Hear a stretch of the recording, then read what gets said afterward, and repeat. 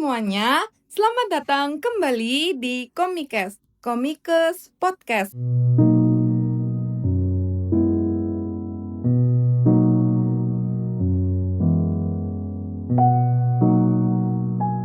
Bareng aku, Imawati Zakia, anggota bidang RPK. Hari ini kita bakal mengangkat sebuah topik yang berat, tapi krusial banget buat terus disuarakan, yaitu tentang isu kekerasan seksual. Kita tahu ruang aman rasanya semakin sempit dan kasus-kasus baru terus bermunculan di sekitar kita. Tapi hari ini aku nggak sendirian. Di studio udah ada 3 teman diskusi aku yang bakal bareng-bareng ngebedah masalah ini dari berbagai sudut pandang. Langsung aja ada Imawati. Halo, selamat pagi. Aku Imawati Septi, anggota HPKP. Halo, aku Imawati Isti dari bidang Imawati. Halo, aku Imawati Dea dari bidang Imawati. Halo semuanya, thank you ya udah gabung di meja diskusi hari ini. Halo, sama-sama. Nah, sebelum masuk semakin mendalam tentang topik kita hari ini, aku ada sebutan baru buat pendengar setia Komikes Podcast, yaitu Sokes. Apa itu, Kak? Nah, Sokes ini sebutan untuk Sobat Komikes. Halo Sokes. Halo, Sokes. Nah, langsung ya, gimana nih perasaan kalian bisa diskusi bareng aku di sini? Tentunya Senang sangat senang ya, Iya, betul sekali. dapat kesempatan untuk ngobrol sama Imawati Zakia. Langsung ya, masuk ke topik nih, gimana perasaan kalian tiap kali nemu lagi dan lagi kasus kekerasan seksual di media sosial. Menurut Imawati Septi gimana itu? Wah, ini betul sekali ya. Aku sependapat sama Imawati Saskia. Tadi sempat menyinggung kalau pembahasan kita hari ini tuh cukup deep ya, Iya, cukup betul. mendalam ya pembahasannya, yaitu mengenai kekerasan seksual terhadap perempuan begitu. Ada banyak sekali jenis kekerasan seksual terhadap perempuan, yang diantaranya itu ada kekerasan seksual secara lingkungan, kemudian ada publik, kemudian juga secara digital, kemudian juga menyerang secara verbal. Nah, itu sangat-sangat menarik dan sangat-sangat daging yang akan kita bahas begitu. Wah, iya betul banget, setuju nih sama Imawati Septi, Imawati Zakia. Untuk isu-isu kekerasan seksual khususnya pada perempuan ini udah sangat ramai dan sangat-sangat sering kita dengar. Mungkin salah satu faktornya itu karena masih banyak korban yang takut, yang diam, tidak mau lapor. Dan itu juga salah satu pemicunya adalah seringkali korban melapor tetapi tidak didengar, kasusnya tidak Ditindaklanjut. tidak ditangani, atau bahkan korban sendiri yang kembali disalahkan. Betul. Setuju banget sih dengan Imawati Isti, Imawati Septi, dan juga Imawati Zakia bahwa kekerasan seksual ini memang sudah menjadi isu yang memang mendunia gitu ya, yang memang Betul. sudah sering banget kita dengar gitu. Bahkan aku sendiri dengarnya tuh capek banget gitu, setiap hari baca gitu ya berita-berita yang seperti itu gitu. Bahkan setiap hari ada di beranda gitu, dan informasi tersebut udah seperti informasi yang sangat biasa gitu, karena memang setiap hari ada gitu. Bener Dan banget. itu sangat bahaya sih menurutku. Bener banget, rasanya tuh selain kita sedih, ada rasa marah dan capek juga mendengar setiap hari muncul pasti berita tentang kekerasan seksual.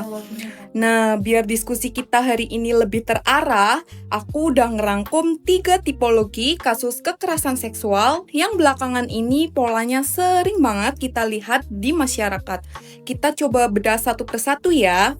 Kita mulai dari kasus pertama, yang ironisnya terjadi di tempat menuntut ilmu. Kasus kekerasan seksual di lingkungan pendidikan, di mana pelakunya punya kuasa lebih tinggi seperti dosen, guru, atau senior. Dan naasnya, korbannya sering kali dibungkam karena takut nilai atau kelulusannya terancam. Menurut Imawati Isti, bagaimana dan kenapa relasi kuasa di institusi pendidikan ini susah banget untuk diputus?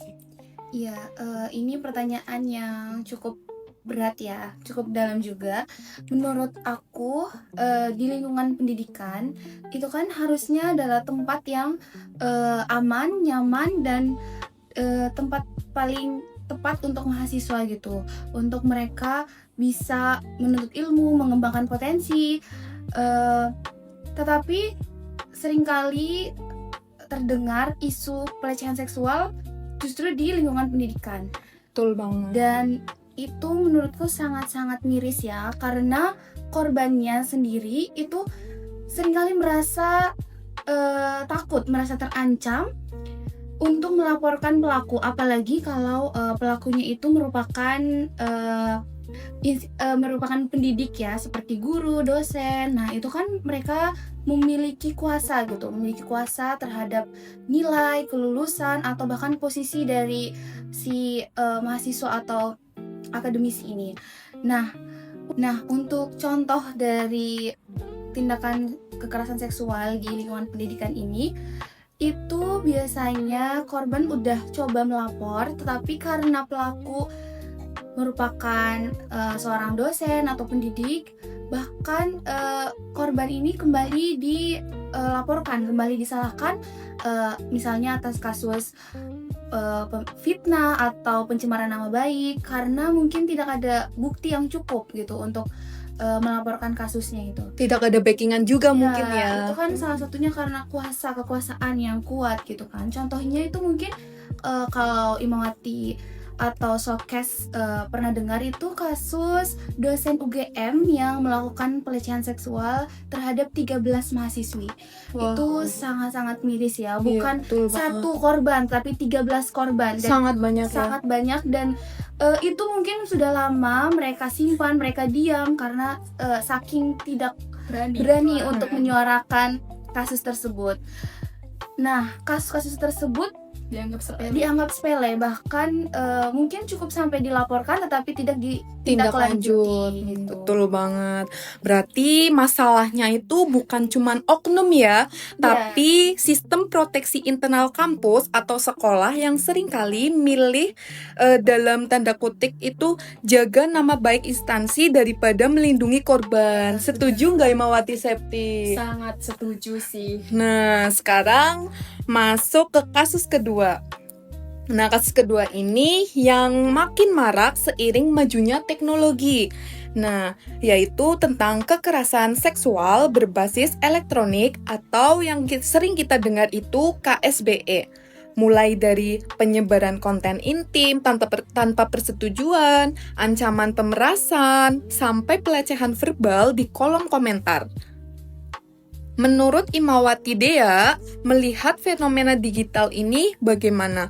Karena banyak orang yang masih ngeremehin dan bilang, kan cuma di medsos, nggak disentuh fisik ini. Lah itu menurut Imawati Dea itu kenapa bisa ada pikiran serendah itu pada masyarakat Indonesia? Oke, baik. Nah, terkait dengan pemikiran seperti itu menurutku adalah orang-orang yang memang tidak mengetahui bagaimana cara melihat mental seseorang gitu.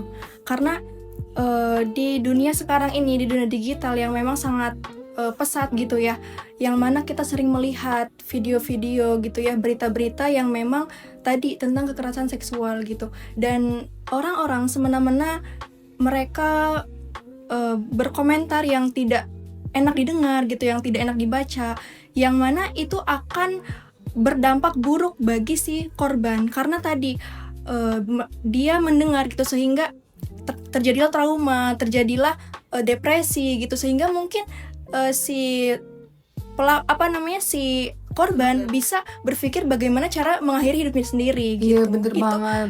Adalah dampak yang bisa dialami oleh si korban itu gitu. Berarti saking banyaknya tekanan oleh pelaku-pelaku, jadi Betul. sampai terkena psikis ya atau Iya, mental betul. dari korbannya ya. Dampaknya nyata banget dan langsung secara mental gitu ya.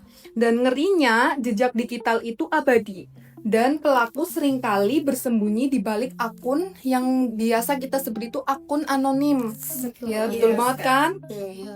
Nah, kenapa sekarang ini apalagi ada aplikasi-aplikasi seperti TikTok, Instagram yang netizen yang sering kita sebut netizen itu secara semerta-merta atau bebas dengan menyuarakan pendapatnya atau opini tidak dipikir mendalam seperti itu ya. Menurut mereka itu mungkin hanya komentar biasa, Iya, tapi mereka betul tidak banget. memikirkan Dampak.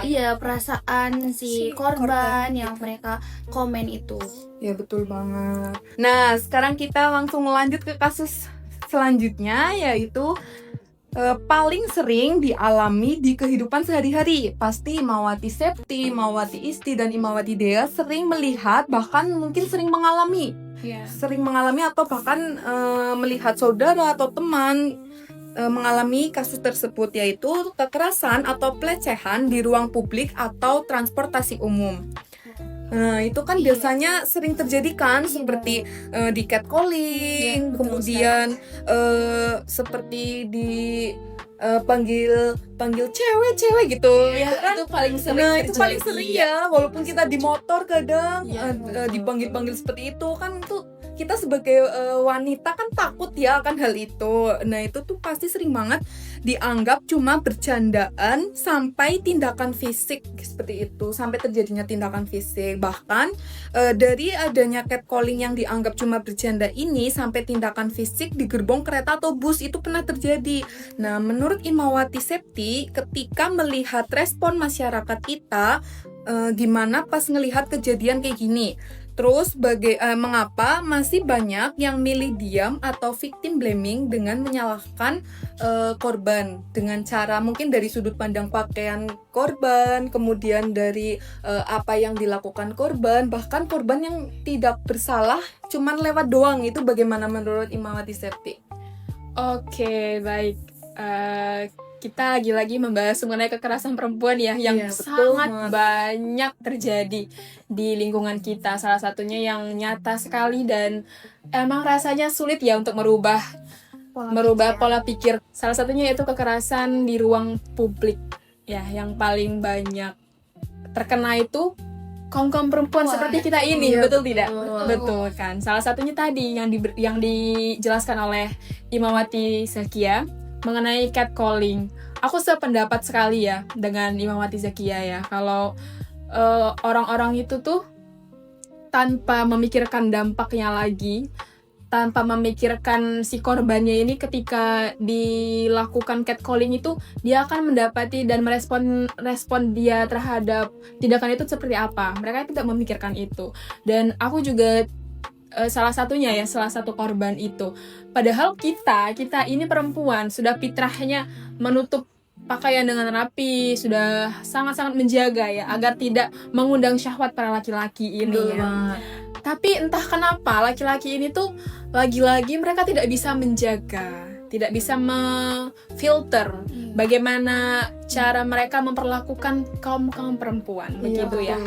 Dan ini sangat disayangkan, di mana kaum laki-laki itu seharusnya menjaga kita, menjaga kita, betul tidak? Betul kan? Tapi ini malah mereka yang membuat kita itu merasa tidak nyaman dengan tindakan yang mereka lakukan terhadap kita, begitu. Nah, sehingga menimbulkan efeknya itu tuh cukup fatal ya. Salah satunya itu menimbulkan efek perempuan itu ataupun korban itu merasa tidak percaya diri. Betul. Nah, itu bahaya sekali ya. Dimana kita contohnya saja di ruang lingkup kita di perkuliahan, sebagai sesama mahasiswa seharusnya kita itu saling mensupport satu sama lain ya, tidak hanya dari segi kata-kata saja, tapi dengan tindakan juga seharusnya ya. Iya, betul banget. Setuju banget sih sama Imawati Septi. Ini yang harus benar-benar kita garis bawahi dan edukasikan ke masyarakat yang sangat luas ini ya, Imawati Septi. Betul. Yang pertama yaitu soal pakaian ya. Betul sekali. Nah, untuk soal pakaian ini mitos kalau pelecehan terjadi karena pakaian korban itu udah pasti dan salah total gitu ya.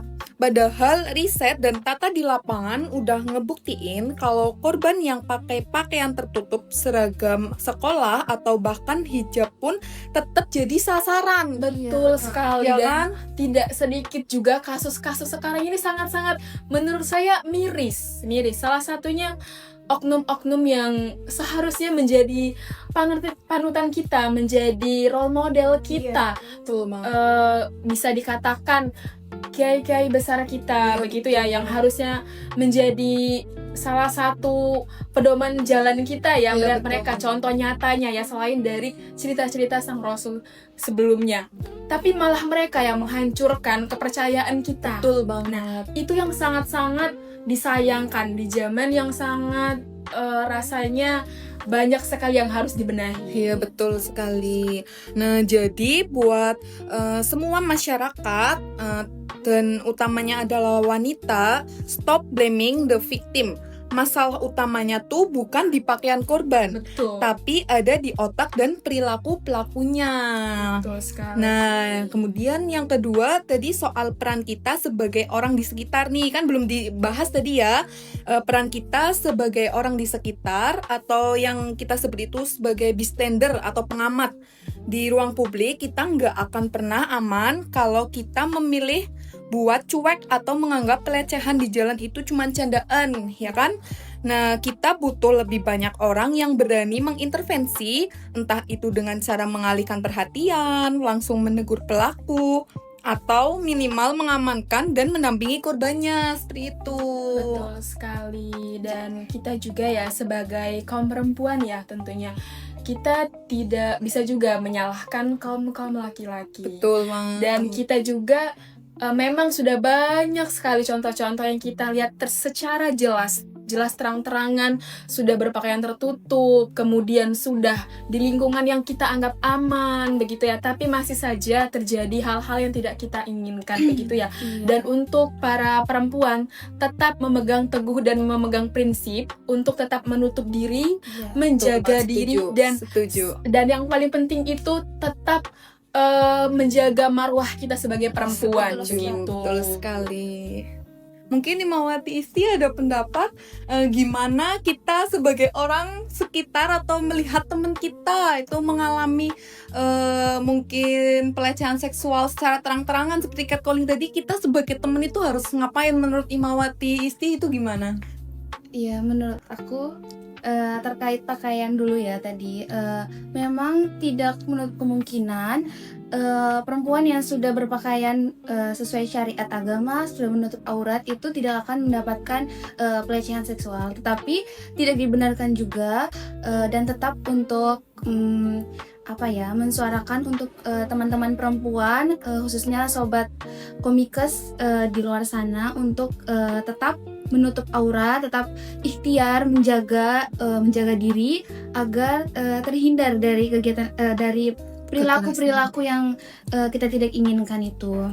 Untuk terkait pendampingan terhadap korban seperti itu, mungkin kita bisa melihat situasi terlebih dahulu ya, apakah dengan kita yang melawan pada saat itu aman atau tidak, atau mungkin kita lebih baik Menghindar mungkin ya. untuk menghindari perilaku yang mungkin lebih mengancam setelah itu. Iya, betul.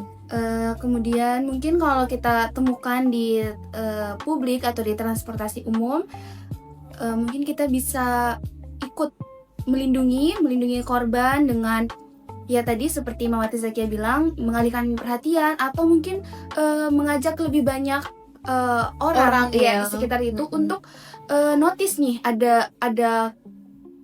ada perilaku yang tidak senonoh yang dilakukan oleh si pelaku, mungkin itu. Iya, betul. Sepakat ya Imawati Dea. Baik. Dari ketiga pola kasus tadi, di kampus, di dunia digital, sampai di jalanan, kita bisa lihat kalau nggak ada tempat yang benar-benar aman kalau cara pandang masyarakat kita belum berubah. Setuju? Setuju. Nah, sebelum kita closing, aku mau minta opini singkat dari kalian bertiga secara bergantian.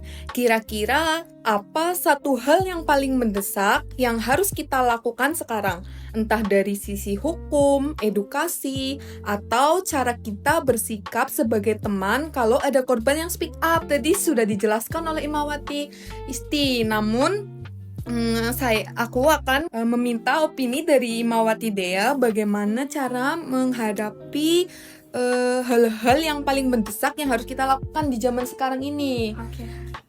Baik. Tadi ya sudah disampaikan oleh Imawati Septi, Imawati Isti, dan juga Imawati Zakia terkait dengan bagaimana cara kita menggunakan pakaian, bagaimana adab kita gitu ya untuk merawat diri kita sendiri. Dan tadi sudah disampaikan juga harus kita garis bawahi bahwa memang yang benar adalah bukan tentang apa yang kita gunakan, tetapi memang bagaimana cara pikir si pelaku itu gitu kan. Dan ketika kita bertanya apa yang harus dilakukan oleh si korban nantinya gitu ya untuk menetralisir supaya tidak terjadi untuk yang berulang kali gitu. Dan di situ harus berani sih, harus ada keberanian yang mana harus berani bersuara, harus berani speak up gitu. Dimana walaupun tadi sudah disampaikan bahwa aku takut bersuara karena yang aku hadapi adalah orang yang memang punya kuasa gitu. Mungkin itu yang jadi faktor ketakutan kita, tetapi kita juga harus melihat bagaimana kondisi kita nantinya gitu, bagaimana mental kita, karena kita hidup tidak hanya hari ini gitu, kita harus memikirkan bagaimana ke depan gitu, dan juga bagaimana kita sebagai teman yang bisa melihat, yang sudah melihat misalkan tadi terjadi di transportasi umum atau mungkin di lingkungan sekitar, bagaimana perilaku kita yang harus kita lakukan adalah kita harus sadar, kita tadi sudah disampaikan juga oleh Imawati Isti bahwa kita juga harus melihat apakah ketika kita membela itu akan tidak merenggut nyawa kita juga gitu. Dan juga di situ juga kita lihat bahwa bagaimana kita bisa untuk memilih apakah kita dengan membela kita akan aman juga, dan juga kita bisa meminta bantu yang lain gitu ya, dan juga kita bisa menyupport dari si korbannya gitu. Kita tanya apa yang terjadi gitu, mungkin dia bisa bercerita kepada kita gitu, dan itu adalah itu juga support gitu dari kita supaya kita bisa membantu, seenggaknya itu menenangkan gitu diri si korban itu. Mungkin Imawati Isti? Mungkin dari aku terkait korban pelecehan, mungkin kita bisa meningkatkan kepekaan terhadap teman-teman sekitar, khususnya sesama perempuan.